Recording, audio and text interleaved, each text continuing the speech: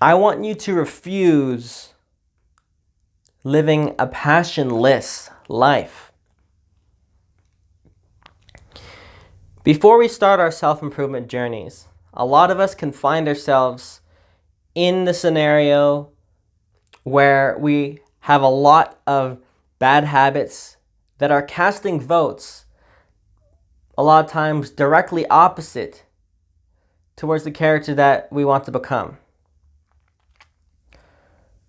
I would say a good chunk, let's say half or even 80% of self-improvement, and for a lot of people, it's all of the self-improvement. A good chunk of self-improvement is just getting rid of all the things that are cluttering up your life and making you into someone that is mediocre. And honestly, in general, you can become just a really, really cool person just by doing all of your shadow work, getting rid of all the garbage and all the bad habits and activities that you partake in. And for a lot of people, they will stop there. And a lot of people won't even get to that point. But then there's the other half of self-improvement where it's like, okay, yeah, I got rid of all this garbage, but now I'm actually going to build a life of passion. And one thing I've noticed throughout this process of getting rid of all the junk and building on a construct of a life purpose and all this stuff, it starts with that initial decision of refusing to live a passionless life. And this very concretely could mean refusing going out partying with friends and drinking alcohol, and refusing to have all your time taken up by all your friends and watching YouTube and whatever other vice. And instead, focusing that time on self-discovery, journaling, meditation, very responsible uses of psychedelics, where you inquire into the deep nature of reality and also do shadow work on yourself. Stuff like that.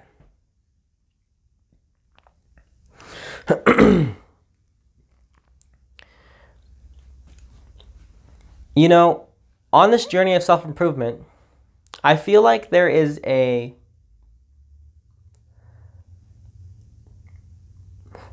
how do I put it? I had a very good word for it, but I'm going to use different ones now because I can't find it. Oh, there we go. There is a rite of passage that I think a lot of people on their self-improvement journey have to go through, and it is outgrowing their current friend group or outgrowing their current environment. I believe a lot of people, when they start focusing on themselves and their personal development, even if it's not even intentional, they just started growing more than the people around them, they will find themselves in a situation where they're going to have to leave that friend group. And leaving that friend group is an act of refusing to live in an unhealthy manner. It's refusing living in a way that is mediocre. But how about the day-to-day refusals? Let's talk about the day-to-day where you wake up every morning on time and you refuse to sleep in. Or you refuse to do whatever the fuck, you're doing at 7 p.m. and actually get the fuck to bed on time so you can wake up super early. Or you refuse to skip that workout. Or you refuse to even allow distracting apps to be on your phone.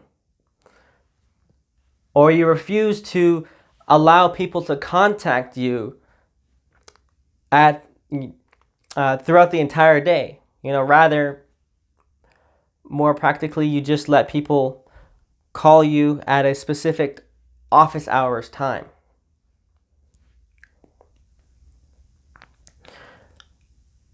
How about refusing to just associate with people that aren't really at your level? And by this I mean your level of seriousness about life. Why mingle with mediocrity? You can't afford that, because then you're going to pollute your mind with ideas that it is okay to do less than. And it is okay to not shoot for your goals with every waking moment.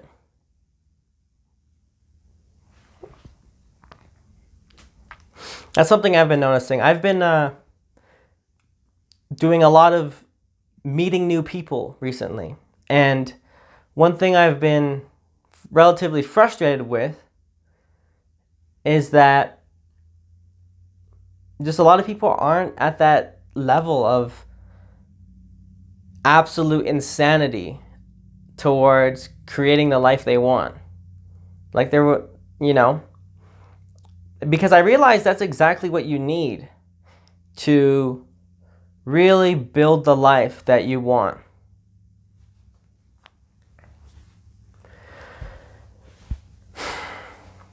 So, I refuse to be a friends with a lot of people. Now, a lot of times I won't tell people that. Maybe if I really feel like it, one day I will just actually straight up tell people like, well, look, your habits are shit, and you got no results here or whatever, and you're not really actively trying to get results, so I don't want to hang out with you. But that's my inside voice. I'll just stop hanging out with them. And a lot of times, funny enough, they'll just stop talking to me as well, because I'm so outside of their paradigm and so different from their wavelength that we don't even sync up.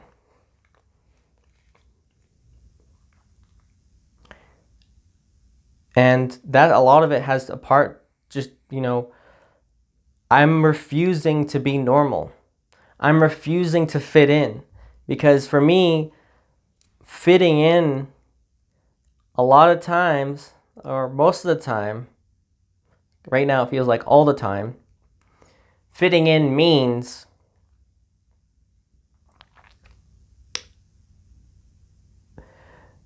succumbing to mediocrity, succumbing to being not serious about life, not serious about your success. Like, I really like that hustle like an immigrant mentality. And very few people sustain that, it seems, or have it at all.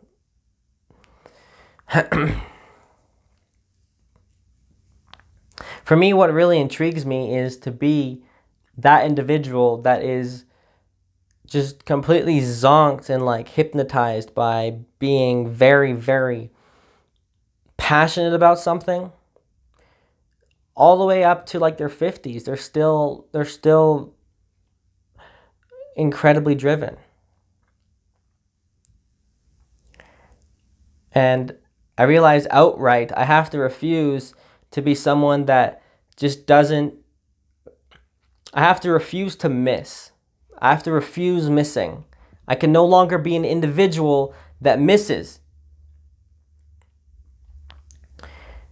I said this in another video, and I'll say it here, is where it's like an ember that you're holding on to in a sea of shit when it comes to cultivating your passion. You have to protect that ember and hold on to it tight and stoke that flame every single day.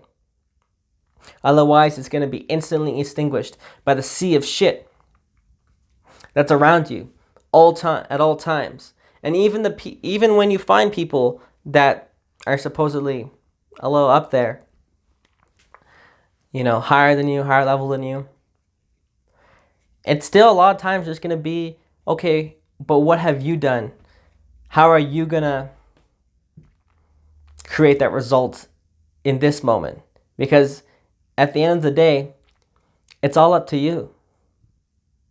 It's all up to you on whether or not that you're going to refuse to live a passionless life in every single waking moment of the of your entire life, and to choose to actually embody that attitude for the rest of your life, such that by the time that you get on your deathbed, you're like, yeah, I'm fucking ready to die because I lived it right. So let's close this video right now.